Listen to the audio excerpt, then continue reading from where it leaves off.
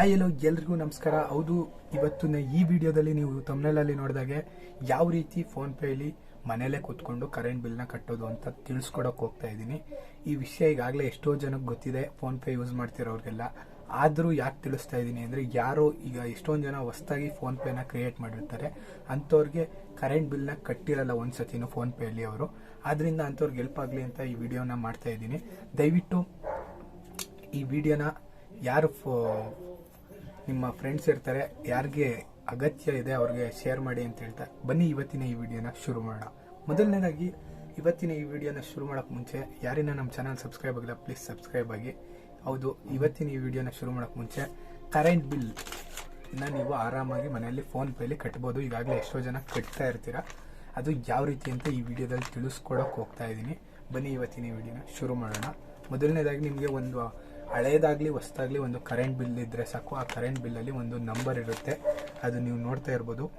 ಅದು ನಿಮ್ಮ account I D ಅಂತ ಕರೀತಾರೆ. ಅಕೌಂಟ್ ಐ ಡಿ, ಖಾತೆ ಸಂಖ್ಯೆ ಅಂತ ಇರುತ್ತೆ, ಅದು ಇದ್ದರೆ ಸಾಕು. ಅದು ಫೋನ್ಪೇಲಿ ಕೇಳುತ್ತೆ. ಅದು ಖಾತೆ ಸಂಖ್ಯೆ ಹಾಕಿದ ತಕ್ಷಣ ನಿಮ್ಮ ಬಿಲ್ಲು ಅಲ್ಲೇ ತೋರಿಸುತ್ತೆ, ನಿಮ್ಮ ಬಿಲ್ಲಲ್ಲಿ ಎಷ್ಟು ಅಮೌಂಟು ಬಾಕಿ ಇದೆ ಅಂತ. ಅಲ್ಲಿಂದನೇ ನೀವು ಫೋನ್ಪೇಲೆ ಡೈರೆಕ್ಟಾಗಿ ಅಮೌಂಟನ್ನು ಕಟ್ಬೋದು. ಅದು ಯಾವ ರೀತಿ ಅಂತ ಈಗ ನಿಮಗೆ ಸ್ಕ್ರೀನ್ ಮೇಲೆ ತೋರಿಸ್ಕೊಡಕ್ಕೆ ಹೋಗ್ತಾ ಇದ್ದೀನಿ. ಬನ್ನಿ ತೋರಿಸ್ತೀನಿ ನೋಡಿ. ಇದು ನಿಮ್ಮ ಆರ್ ಸಂಖ್ಯೆ ಅಥವಾ ಅಂತ ಕೊಟ್ಟಿದ್ದೀರಲ್ಲ, ಅದ್ರ ಕೆಳಗಿದೆ ನೋಡಿ ಅಕೌಂಟ್ ಐ ಡಿ, ಖಾತೆ ಸಂಖ್ಯೆ ಅಂತ. ಈ ಖಾತೆ ಸಂಖ್ಯೆನೇ ನಿಮಗೆ ಬೇಕಾಗಿರೋದು. ಈ ಖಾತೆ ಸಂಖ್ಯೆ ಇಲ್ಲಿ ಕೊಟ್ಟಿದ್ದಾರೆ ನೋಡಿ, ಈ ರೀತಿ. ನಾನೀಗ ಫೋನ್ಪೇನ ಓಪನ್ ಮಾಡ್ಕೋತಾ ಇದ್ದೀನಿ. ಮೊದಲು ಫೋನ್ಪೇನ ಓಪನ್ ಮಾಡ್ಕೊಳ್ಳೋಣ. ಫೋನ್ಪೇ ಓಪನ್ ಮಾಡಿದ ತಕ್ಷಣ ನೋಡ್ಬೋದು ನೀವು ಈ ರೀತಿ ಓಪನ್ ಆಗುತ್ತೆ. ಇಲ್ಲಿ ನೋಡಿ, ಇಲ್ಲಿ ಎಲೆಕ್ಟ್ರಿಸಿಟಿ ಅಂತ ಬರ್ತಾ ಇದೆ ನೋಡಿ, ಅದ್ರ ಮೇಲೆ ಟ್ಯಾಪ್ ಮಾಡಬೇಕಾಗುತ್ತೆ. ಅದ್ರ ಮೇಲೆ ಟ್ಯಾಪ್ ಮಾಡಿದ ನಂತರ ನಿಮಗೆ ನೋಡಿ ಎಷ್ಟೊಂದು ಕಂಪ್ನಿಗಳಿದೆ, ಹಾಗೂ ಇದು ಎಷ್ಟೊಂದು ಸ್ಟೇಟ್ಗಳಿಗೆ ಸಂಬಂಧಿಸಿದಂಥ ಕಂಪ್ನಿಗಳು. ಈಗ ನಮ್ಮ ಕರ್ನಾಟಕಕ್ಕೆ ಸಂಬಂಧಿಸಿದಂಥದ್ದು ಹಲವಾರು ಒಂದು 3-4 ಕರೆಂಟ್ ಸಪ್ಲೈ ಸ್ಟೇಟ್ ಇದೆ. ಇದು ನೋಡಿ, ಬೆಂಗಳೂರು, ಇದು BESL ಅಂತ ಇದೆ, ಬೆಂಗಳೂರು ಅವ್ರದ್ದು ಬೆಸ್ಕಾಮ್ ಅಂತ ಇದೆ.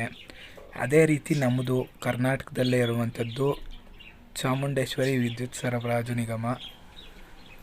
ಇದು ನೋಡಿ, ಇದು ಬೇರೆ ಬೇರೆ ಡೆಲ್ಲಿದು. ಇದು ನಮ್ಮದು ಚಾಮುಂಡೇಶ್ವರಿ ವಿದ್ಯುತ್ ಸರಬರಾಜು ನಿಗಮನ ಹುಡ್ಕೋಣ.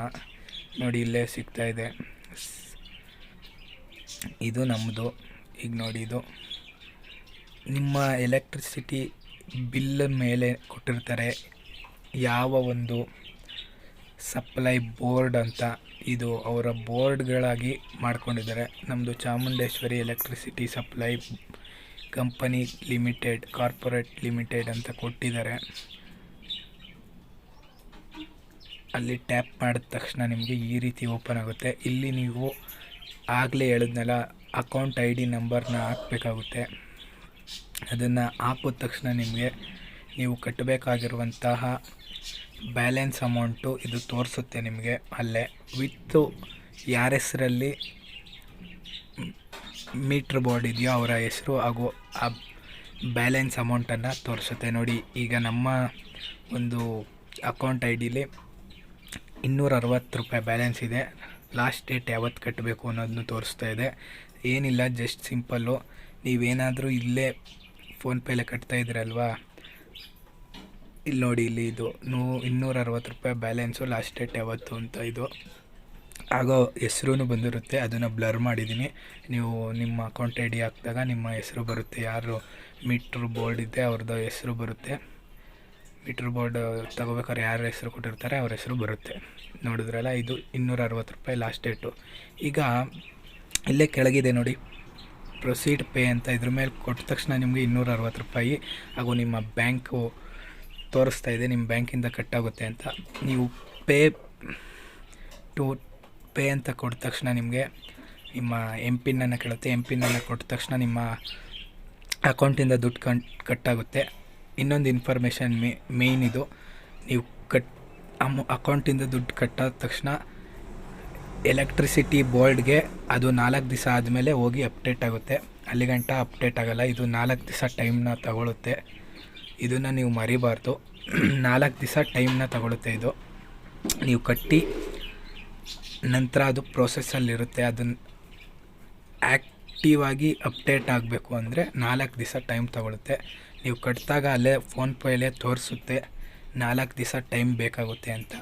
ಇದಿಷ್ಟು ಇವತ್ತಿನ ವಿಡಿಯೋ. ಸಿಗೋಣ ಮುಂದಿನ ವಿಡಿಯೋದಲ್ಲಿ. ವಿಡಿಯೋ ಇಷ್ಟ ಇದ್ದರೆ ಲೈಕ್ ಮಾಡಿ,